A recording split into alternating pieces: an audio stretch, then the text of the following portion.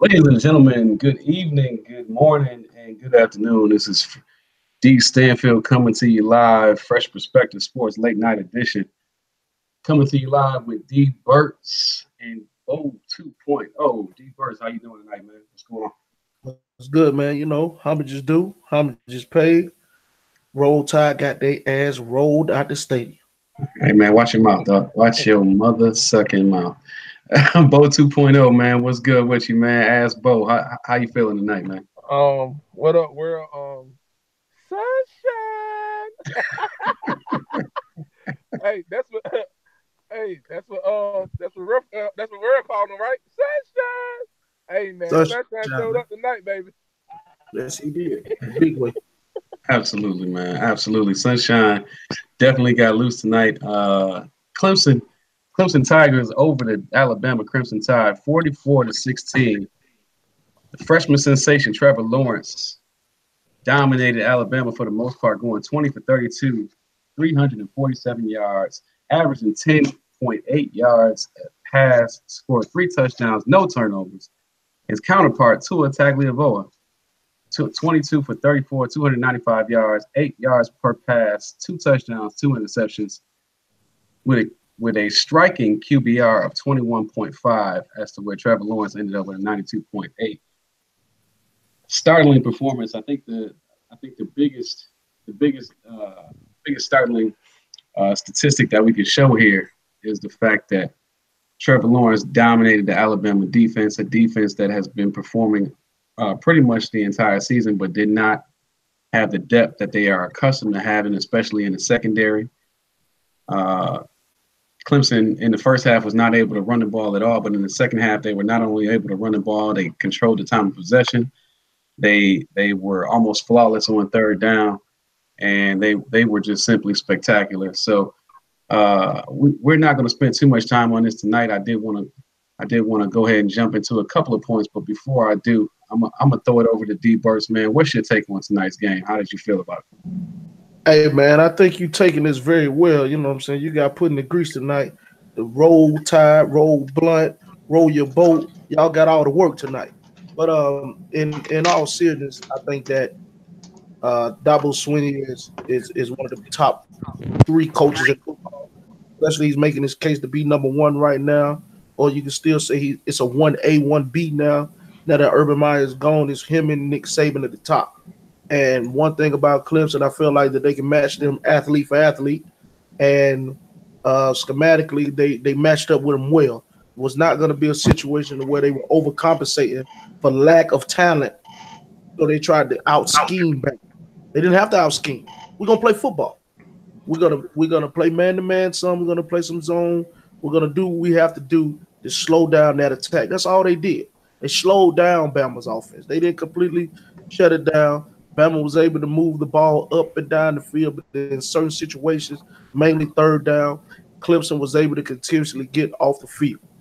And Trevor Lawrence did the unthinkable. Everybody knew Sunshine can play, but nobody thought that he was finna light them up.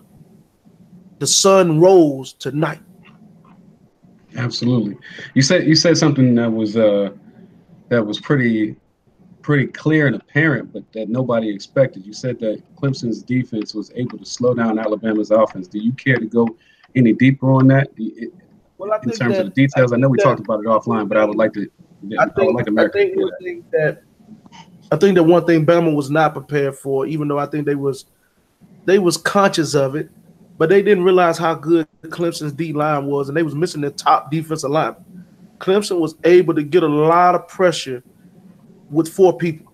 They didn't have to blitz every time. Early in the game, they were blitzing and to try to get the pressure, and they wasn't getting home. And Tua was able to make some big plays down the field to Judy, and he hit Harris on one big play down the field. Once they elected to stop blitzing and just rush with 4 people and drop everybody else in the coverage and make Tua go through his progressions and play quarterback, actually play the position and take away his first initial read, the game changed, and it changed quickly. Absolutely. And I don't want to go forward without acknowledging the fact that we have our cameo guest, Mr. Joe Miller, joining us tonight. What's going on, Joe? What's good? What's good? Awesome. Always good to be with you guys. Good to have you, man. Good to have you. Now, there were two people last night that picked Clemson to win. One of us is not here. One of them is not here. That's Amir Ice. The other one is here, and I don't want to give this guy too much credit, but Mr. Bo 2.0, man, you did come out and pick Clemson tonight to win in a close battle. I'm pretty sure that you didn't expect things to go down in the way that they did. However, Clemson did come out on top. So, what did you? What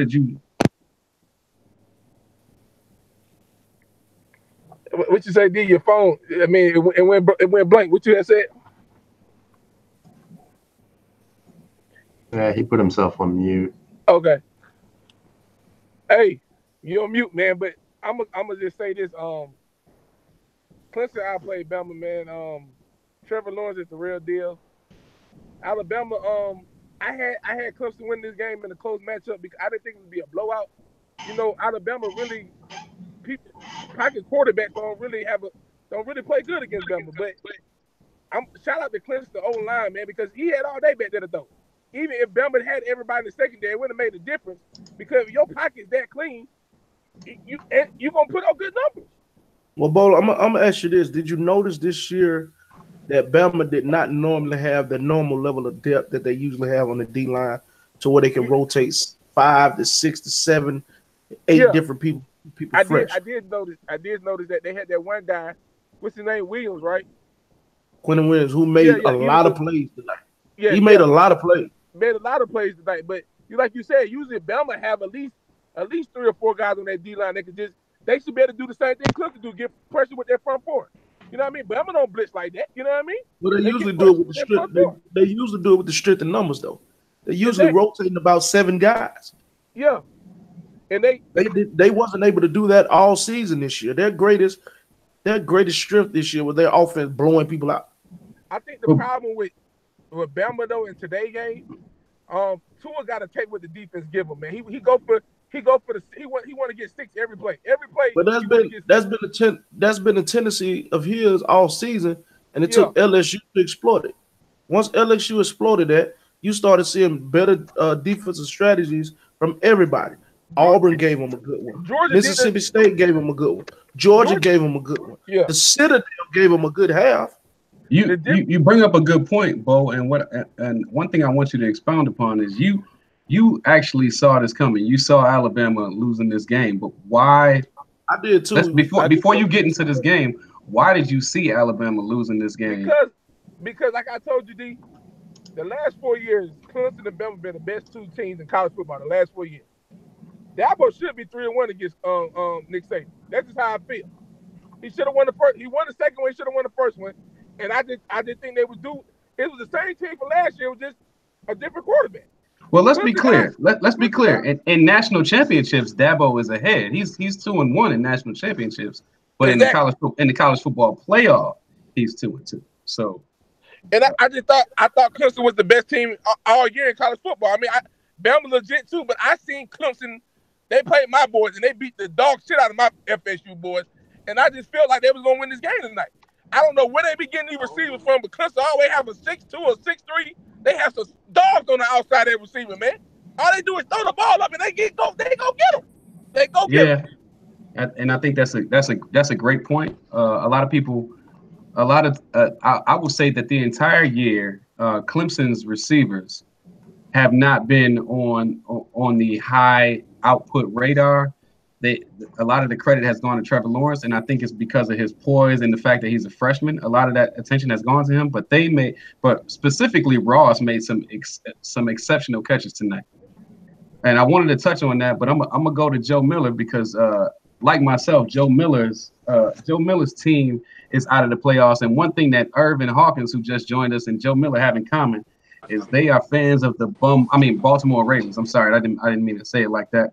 But Joe Miller, man, I know you watched the game tonight just like Irv did, and we'll get to Irv. But Joe, what did you see out there tonight?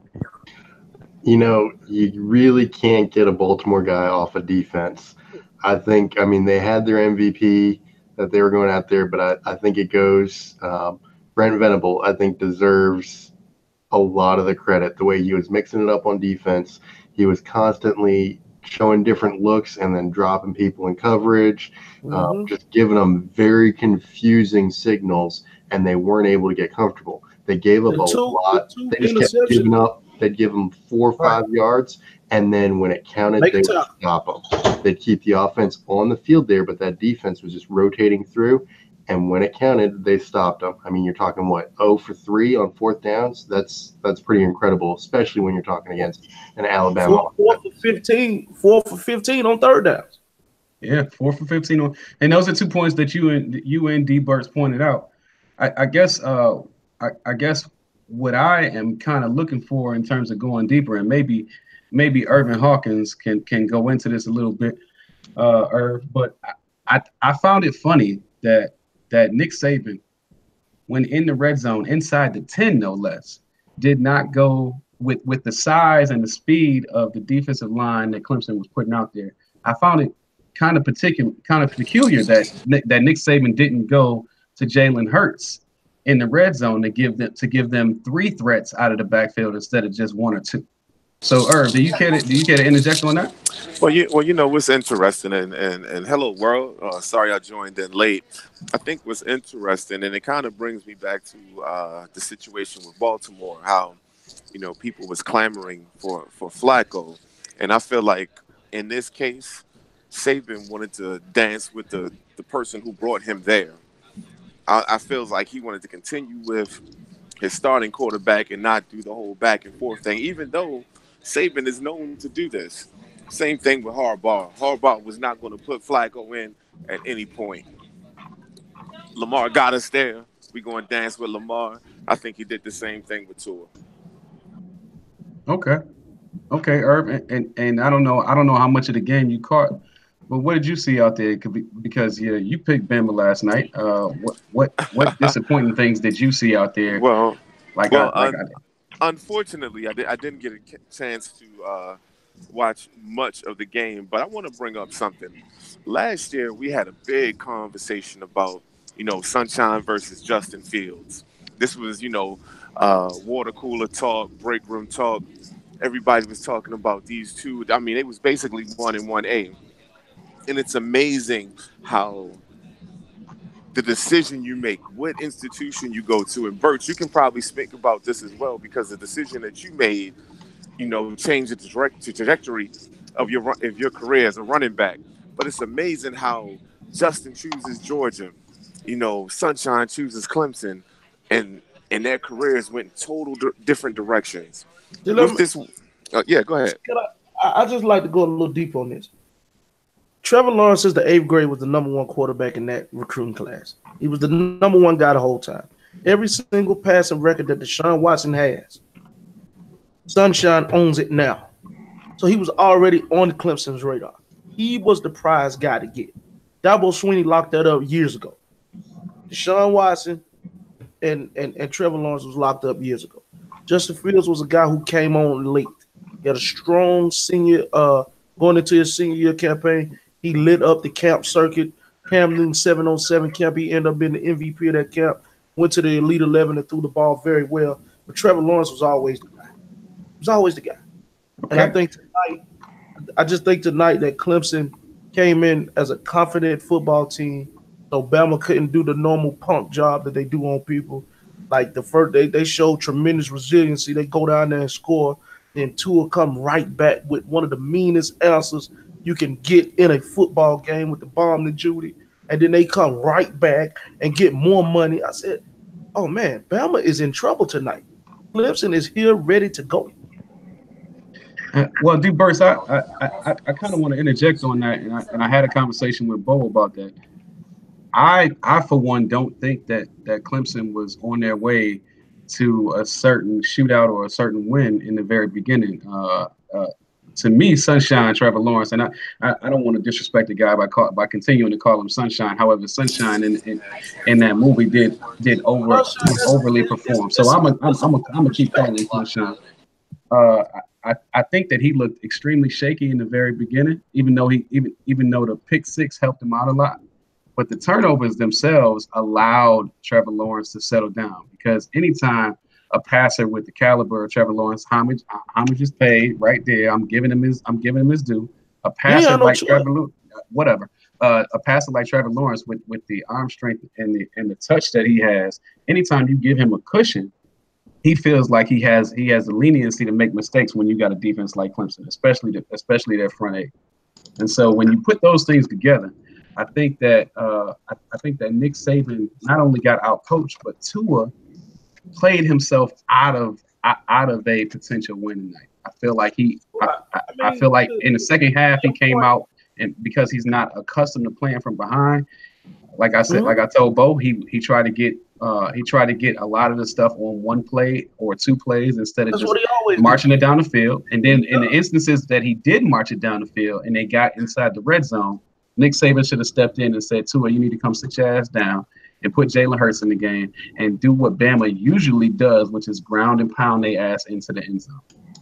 So that's how I feel. That, but the two turnovers that Tua did have, those were more the first one was all instinct. Number 8 jumped that. He came completely off the receiver he was guarding and went and picked that ball up. That's a fact. That was beautiful. That was beautiful to watch, actually. That was great. That was all football IQ. That was all his paying attention to the film. It's almost as though he knew it was coming. He knew it was coming. He didn't even run with the guy. If he would have pump fake, Harris would have been running up the sideline by himself. Yep. He jumped that route. And the second interception, Tua didn't see the guy either. Yeah. Well, D. Bad read. Go ahead. Hey, D, you brought up a good point, or maybe it was Homage that brought this point up. Does Nick Saban? It's almost like Nick Saban and Alabama was the bully, and the bully just got hit in his mouth and didn't know what to do because the bully is used to people being afraid. But they was only a bully to everybody else in the country. Yeah, Clemson has played them well every single time that they have seen them. Every single time. The only reason why they lost the game last year because De'Aaron Payne took the game over. Clemson was winning the game, and Kelly Bryant didn't have nearly the poise that Trevor Lawrence did. But it's almost like when I was younger, Mike Tyson was one of my favorite boxers. He was exciting, but if somebody was ever strong enough to challenge Mike wouldn't go to that next level. When Evander Holyfield stood tall and Mike couldn't intimidate him, Mike lost when anybody stood tall against Mike. Are we seeing that same phenomenon with Nick Saban and the Crimson Tide? Well, I don't think stand tall, they crumble. Irv, I don't think that you can compare Mike Tyson to the Alabama Crimson Tide. And the reason I say the reason I say that hold on. The reason I say that is because any fighter. The reason I say that is because any fighter, when they come up on a situation where they take an L, they're never the same. They're never, ever the same. Look at Manny Pacquiao. Look at Sugar Shane Mosley. Look at Oscar De La Hoya. Look at the greatest fighter. Look at Roy Jones Jr. He came up on Antonio Tarver, took that one L. He was never, ever the same. You're finna look at the Roll Tide. Well, the Roll Tide have lost in the past, and they've come back and dominated the same team that they lost against. So I don't think that you can compare those two together. Bama haven't won back-to-back titles in 6 years. But they've won back-to-back titles. Is my point. They haven't won back-to-back. And every team, and what you can say about Bama that you can't say about Mike Tyson, what you can say about Bama that you can't. Hey D, let's break down Bama titles. The first one they beat Texas. Colt McCoy was the best player in the country. He won in the game. They won by a field goal, right? They beat LSU. They had no business even being in the game. They put them in the game. LSU went down there, won on the road, took care of business in Alabama, in Tuscaloosa, and you rewarded that. And then what happened in the College Football Championship? Yeah, they weren't even supposed to be in the game. But they whooped that ass. But they whooped that ass. But clearly, the college football. We always clamor and complain about college football never putting the best two teams in. But that is an instance where you put the best two teams in, and the better team won, and they didn't just freak out of that game. They won decisively.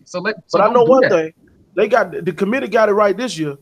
Notre Dame deserved to be in there, and Clemson just beat their ass just like they beat Bama. Let me ask you a question, and I'm glad you brought up that point. I'm glad you brought up that point, D. Burst. Let me ask you a question. Mhm. Looking at the way that things happen this year, would you say that Notre Dame could have beat Alabama as well? Hell no. No. Because the clear consensus online is that Notre Dame played Clemson a lot better than Alabama did. That is totally false. That's some bullshit. And why would you say that? That is people being totally in the prison of the moment. I would not sit here and disrespect the Roll Tide and Nick Saban like that. Notre Dame do not match up with Bama athlete for athlete. I'm going to say that if Notre Dame had played tonight, they would have won. The four best, who I think would have got blew out. I don't think Ohio State would have got blew out. They would have lost, but I don't think they would have got blew out. Now Haskins swapping it out with somebody. I'm saying almost any team that plays Alabama tonight would have won. Any team or any top team? I don't agree with any top team. Okay. Nick Saban, I'm laying this one on Nick Saban. You're talking they were up 16-13? Yeah. And they were looking like it was going to be a good fight. They were going to come out on top just like they always do. I didn't see that at all. They got the motivation going into halftime. They had lost it. You're talking 31-16. But you know what? That's where coaching comes in. And again, this is where I go back to the Ravens. Ravens got down early and they did not have a chance to execute. And this is where I lay it on John Harbaugh. Exact same way I'm laying it at Nick Saban. When you're down, when you guys are kind of trying to figure out what to do, it's your job to get them reoriented, get them refocused. You got to change your game plan. You got to figure out what you're doing in the third quarter. That's what makes Golden State so great, right? That third quarter where they just come out and completely blast anybody's game plan to shreds. Let's not bring up Golden State, man, because Golden State has assembled a freaking all-star team, and it's a bunch of bitches on that side. But I'm not really going into that. You got to understand, Joe. I get your point when you're talking about the halftime adjustments, but the one element that you're not talking about when it comes to Nick Saban, you're not giving Dabo Swinney his true credit as being one of the best coaches in the game. Dabo Swinney took a 14-point lead and made it 30. Oh yeah, I'm just saying they capitalized on some mistakes too. They were some critical mistakes. Yeah, I mean, I'm looking at the matchup right here. Total yards 482 to 443. That's not crazy. Rushing yards 135 to 148. That's not crazy. Time of possession 28-23 to 31-37. They're matching up within the margin of error across the board. The only difference is Alabama failed today at situational football. That's right. Anytime it was a situation where they were not able to execute in the red zone. There you go. They were not able to execute in the red zone. They called a piss poor fake field goal, which to Courtney's point, I know he's not here tonight, but Courtney will say you're taking the confidence out of your team and your kicker. Every time they went down there, you kicked that field goal, right? In that third quarter, I would have kicked 3 field goals, get 9 points. Hey, D. Burst, I guarantee you Belichick would have kicked the field goals every time. I don't know, man. He believed it. I don't know if I would have kicked the field goal, but here's the thing: you kick the field goal, you go to a TV timeout. Your defense gets an extra rest. Then they come out, you kick the ball off. You never know what happens on the kickoff. On top of the fact that you're giving your kicker extra. You're getting points on the board, and you're giving your kicker extra credit. That's it, man. In college football, man, you're gonna get a lot of possessions. Bama had enough possessions in the second half to do whatever they needed to do to get the comeback, but they needed to get some points. They went down there in the second half 3 straight trips and went for it on 4th down 3 straight times inside the 20 and failed all 3 times. Get the field goal. Let's get something. All 3 times. So Irv, man, I see you sitting there quiet, man. Before we jump off tonight, because I don't want to keep anybody late tonight, what I want to ask you is, when you leave out of this game tonight, and you think about what's going on next year, because everybody knows in college football there is no rest. When you leave out of the national championship, you got to be thinking about the recruiting class, about what's up next. So what does Alabama need to do in the offseason or prior to camp to get ready for next season so they can make sure that they're in the same spot and victorious next season?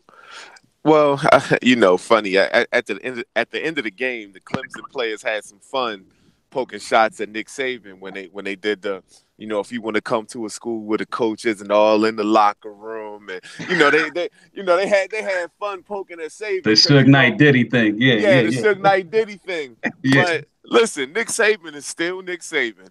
Nick Saban is going to be in the living rooms of the top players in the country doing his Cupid shuffle, doing the things that he does.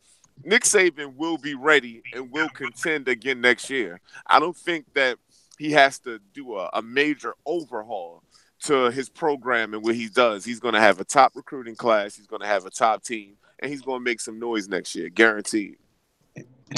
Bama better do something because a lot of people from Clemson is returning. Hey man, Bama and Clemson will be back in the championship game next year. I don't think Bama. So you're not giving Ohio State a chance at all, are you? Bama is not going to get there as easy. It's just the field. If they don't reward him medical red shirt, I just don't. And they're gonna have a new coach. I mean, I don't see them. They might get in the Final Four, but I mean, shit. It's not a medical red shirt. It's a hardship. It's a hardship transfer. Yeah, hardship transfer. Yeah. So Bama and Clemson would have played last year. They would have played each other in the playoffs in the first round. That's a fact, but well, I think the SEC is closer to catching up to Bama than the ACC is close to catching Clemson. I think Texas A&M will give them a game. Auburn will give them a game. Mississippi State will give them a game. At LSU, if they have a quarterback, will beat them. But Clemson, who is Clemson's closest competition? What is it, Miami? Nobody. They just lost Mark Richt. Clemson is going to run through the ACC again, like they done did the last 6 years. Yeah. Well, it's supposed to be us, but it ain't. Oh, they ain't doing it the last 6 years either. It went they ain't doing it with the James there. Don't do that. Well, let me ask you this. Do you think that you brought up a good point, and Joe, I'm gonna leave this one on you. Do you think that the fact that in the SEC the teams get beat up so badly that took a toll on Alabama tonight, or do you think that it was simply Clemson was the better team? I'm going to go with the game that they played. Clemson was the better team. Alabama did not execute. On paper, they are a much better team. And I don't think anybody argues with the fact that on paper, Alabama should beat anybody they play. They did not play that well tonight. And I think that comes down to the coaching. I think that comes down to how they were prepared. I think it comes down to the tape review that they were doing leading into this game. They looked lost at times. How about relying on players to make plays? Clemson being the better team. At the end of the day, Clemson had the better team.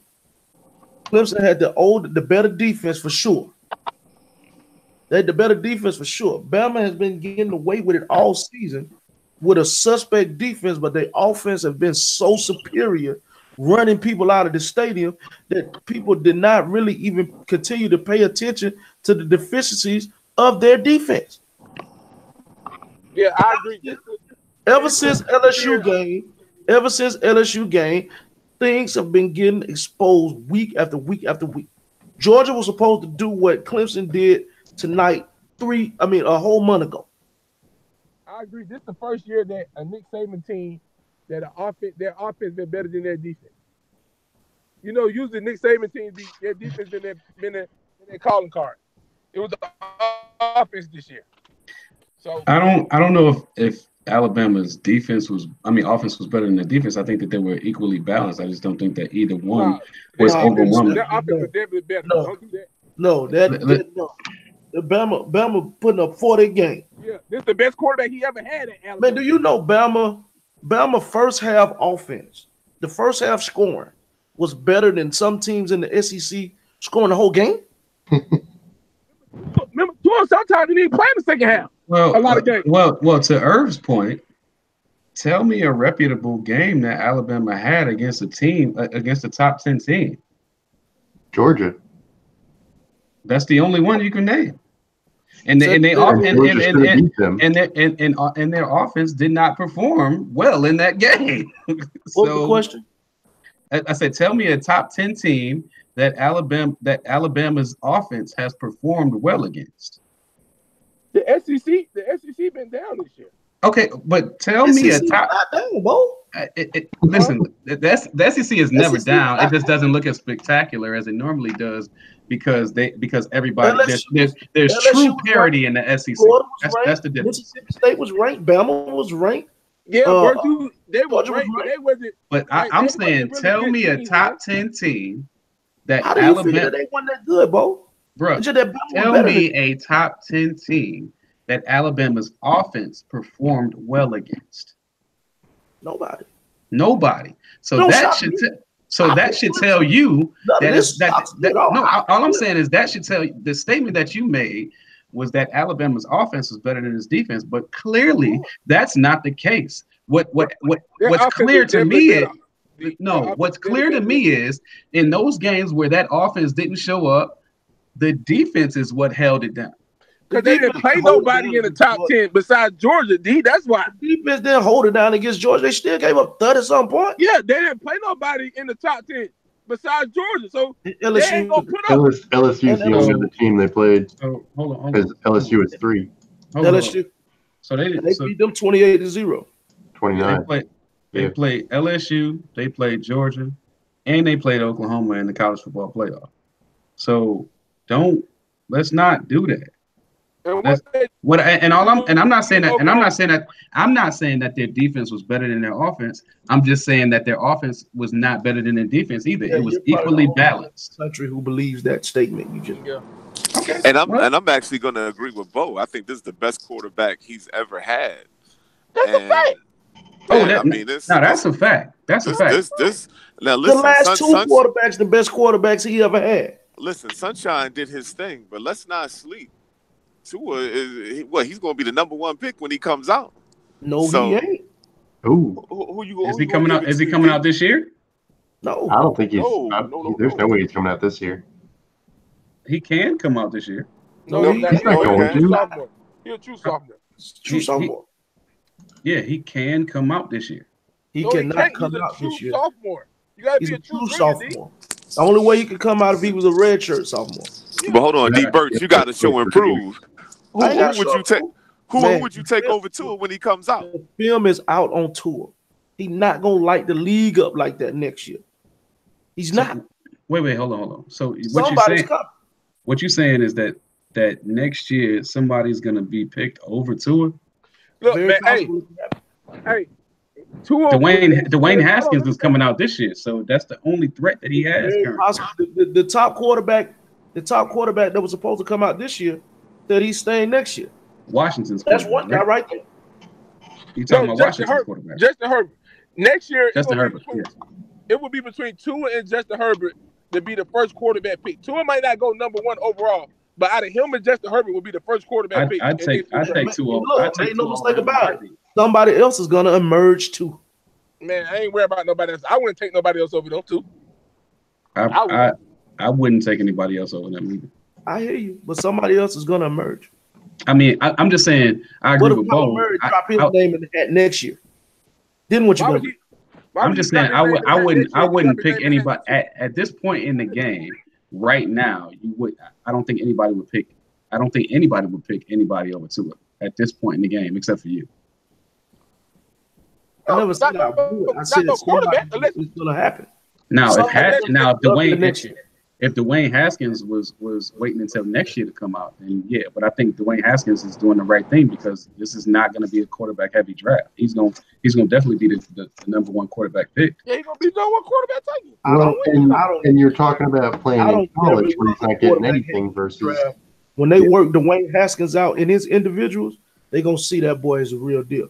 Oh, Dwayne Haskins is the real deal. I was skeptical, but especially if you put Dwayne Haskins on the Giants, where he can play a year behind Eli Manning, learn the game, and then come in. Let me tell you something. First of all, if Dwayne Haskins goes to the Giants, Eli Manning ain't gonna make it through the entire year as a starter. That's all right. Jackson did it. So, but Jackson can't throw the ball like he can't sling that thing like Dwayne Haskins. And you know what's interesting about Dwayne Haskins? He was originally slated to go to Maryland. That's an excellent point, Irv. Hawk know that because But when Maryland ended up and actually we finally hired Mike Locksley, so I'm excited to see what he's going to be able to put together. Yo, Since you said Bama not going to get right early. I can't wait to see what happens. Who gonna stop him from getting there? Again, say it again. Texas A&M will give them a game. LSU is a quarterback away. LSU is a quarterback away from beating them. They always a quarterback away since we knew about them. If they get one, which is why I said I don't understand. Never got a quarterback, so why we keep saying they get one? That's why I said I don't understand Justin Fields' rationale in going to Ohio State, especially considering the fact I know Dwayne Haskins is leaving, but especially considering the fact that Urban Meyer is also leaving. If you get the wrong coach in there, you might be in trouble as a quarterback, even if you get your hardship. Well, I'm starting to question Justin Fields' decision making because I don't understand why he even decided to go to Georgia. I mean, this young man was 1A. It's like that was the debate. Because he thought he was gonna take the job. He thought he could take the job. That's what happened. Yeah, I don't think they gave him enough opportunity to take it. Fromm looked vulnerable. Don't take the job in the game, Bo. You take the job in practice. That's where you take the job. Who do you think Trevor Lawrence took the job at? In practice. In practice. In the game. That's where he took the job. No. Trevor Lawrence. You see Lawrence slinging that rock. He go back took to that practice. You go back to that spring game. Trevor Lawrence took that job. Dabo Swinney said it. He said it in the interview. It was about 4 weeks ago. He said it in the interview. He said at some point in minicamp, at their orange and white game, he looked and said to himself, if I don't make a decision, this guy gives us the best chance to win. And if I don't make a decision early in the year, it's going to be a problem. And you see when he made that decision, it wasn't even 3 games in. And I think the only thing that Fields do better than Jake Fromm is run. That's it. Interesting, because I brought it back up in the break room today, and a lot of the guys are still on Fields. You know, that 11-11, what he did when he won the MVP, they're sold on him. They feel like he is the number one. He was the number one quarterback coming out, even though Lawrence was also listed. That's because they're not doing the homework. Trevor Lawrence was the man since he was in 8th grade. Fields should have went to Florida State, and he would have played Trevor Lawrence ass. And we really seen what happened. And he would have got drugged. Yeah. Because y'all don't have the defense to support what Justin is trying to do. If he gets his hardship, he wins. If he gets his hardship. If he gets his hardship, he wins. He got an opportunity to play some college games, be on campus, get some education, actually go through a program, work out, pass the ball, work on his game, and then still get that year back. Oh, man, he winning the game there. If they give him the red shirt. If they give him the hardship, yeah. I mean, if they give him the hardship. Well, all right, fellas, man. I appreciate everybody for joining us in tonight. It is now 1:23. We are almost over our time, so I'm gonna go ahead and go to our final take. And so, D. Burtz, since you have already done Homage Speaks tonight, I'm gonna go ahead and start off with you because I know you already got something prepared. So, what's your final take on tonight? Oh man, you already know what it is, man. I believe there's sunshine from the jump. Sunshine over Fields. Sunshine over everybody. Sun shining on everybody tonight. The boy came out there and did what he had to do. What we just witnessed is a first time in a long time that we see a true freshman quarterback need to really have a conversation with the NFL and say, let me come right now. Because these next 2 years, he's just putting up stats and wasting his time. Jadeveon Clowney. All right, Irv, it's on you, man. What's your final take? Okay, my final perspective, man. I got to talk about my quarterback. I got to do my Terrell Owens thing with the sunglasses on, talking about my quarterback. Youngest quarterback in the history of the league to start a playoff game. Listen, Lamar Jackson, I know we got smacked up by these Chargers, but I'm proud of you. I'm excited about the future of Baltimore Ravens football. I believe that this young man is going to work hard. He's going to learn how to. He's going to improve his accuracy and learn how to do, because he goes through his progressions. It's not like he's fixated on one person. The man can actually see the field. He just got to work on his mechanics, and if he can get his throw in together before there are any major injuries or anything like that, whoo, the league is going to be on notice. We got a young defense. I'm very excited about the future of Baltimore Ravens football, and Lamar Jackson will be the king of the North again next year. And that is my final perspective. Thank you, Hawk. All right, Joe Miller, it's on you, man. What's your final perspective? Well, I think what needs to be talked about going into next year, especially for college football, is expanding the playoffs. I think the 4 teams is just too few, especially when you consider how many teams there are that were right there that could have played at this level. I think we easily have 8 teams that have a chance at a championship. I think especially when you start getting some of those teams that maybe they're 11-2, they're kind of getting that 2-loss. Usually the AP doesn't like giving them a shot. You usually got to have an undefeated or a 1 loss, but maybe when we start to see some of those 2 losses that kind of get things together towards the end of the season, I think it'd be refreshing to see that. However, the only caveat I'd say is we need better student-athlete protections. I think we need to make sure that they're getting the best care they can with trainers. I think they need a little more guarantees if we're going to ask them to play 1 more game. Thanks, Joe. I think don't let me slip over the fact that the college football commissioner for the NCAA did come out today and say that it's too early to make a decision on the expansion. I know that they were slated, as we spoke to yesterday, they're slated to have that conversation over the summer. However, given the statements by the commissioner, it's highly unlikely that they would commit to the expansion this time. However, they will revisit the conversation within 2 to 4 years. So I'm pretty sure that if things continue along the way that they are currently, that they will expand. However, a game like the game tonight can do nothing but help, considering the fact that the disparity between the 2 teams seem to be so great and vast. All right, I'm gonna jump on over to Bo 2.0 for your final perspective. Bo, what you got for us? Dabo Swinney has turned Clemson football into a powerhouse. I don't think I never say that in my life. Clemson football is a powerhouse, man. And I know a lot of people saying in 5 years, when Nick Saban's contract is up, he's going to Alabama. I'm gonna tell you right now, Dabo, stay right there, man. Unless you want to test the NFL water or something, stay right there. Look like you having the ball, man. You have the man, Bo, you were the one who said that he was gonna go. Can I talk, please? You changed so you changing what you said. I just want to know you changing because you said Bama was gonna get Dabo. You said that. That's not me. I never said that. No, I said that. I said that. I never said that, bro. That was you. I ain't never said that. See? Yes, you did, Bo. No, can you please tell I never said that? I don't think that Bo ever said that. Bo said that in the feed. Bo said that in the feed, man. No, you said that in the feed. No, I did. I promise. We can. Hey, Bo, go ahead and finish your final take, bro. God, I always get cut off, man. I ain't got man. God damn. Bo, you got an extra 45 seconds, man. Go ahead and finish your final perspective. Hey, man, Dabo, if you smart, man, you will stay right there. Unless you want to go to the NFL, you stay right there, man, because you go to Bama, you always going to be a Nick Saban shadow, man. Stay right there. Keep winning chips. Because look like ain't nobody in your way. You beating Nick Saban, who going to stop you? You don't want to go to the SEC and deal with that shit. Stay right there in the ACC. Get your ass undefeated and get your ass to the championship, man. Hey, man, Clemson football is a powerhouse, man. That's all I got to say. All right, thanks, Bo.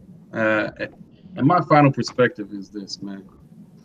As a South Carolina State graduate, Orangeburg, South Carolina, it really hurts me to give Clemson credit, but homage has to be paid, like D-Burst would say, and homage is due. So shout out to Dabo Swinney and the Clemson Tigers, Trevor Lawrence, Sunshine, and that defensive front, even in the midst of their loss of Mr. Lawrence, they came up, showed out. And my Orangeburg native, Woodrow Dansley, would be absolutely phenomenally happy right now So shout out to Deshaun Watson for putting the Clemson Tigers on the map and beating Nick Saban first and giving Trevor Lawrence the blueprint. But I'm wearing this Crimson shirt for my Crimson Tide, man. Next year, we got to get back at it, man. We got to shut these boys down. And Nick Saban, as the teacher, I know you didn't give a whole lot of stuff to your best friend, Dabo Sweeney. The teacher always keeps something hidden. And just like you did with Kirby, I'm going to need you to show up and show out next year. So that's my final perspective. I'd like to thank our panelists tonight, Bo 2.0, Joe Miller, the Hawk, Irvin Hawkins, and homage is due, homage paid, D. Burtz. This is Fresh Perspective Sports Late Night Edition. Signing out. Y'all have a great night. Peace.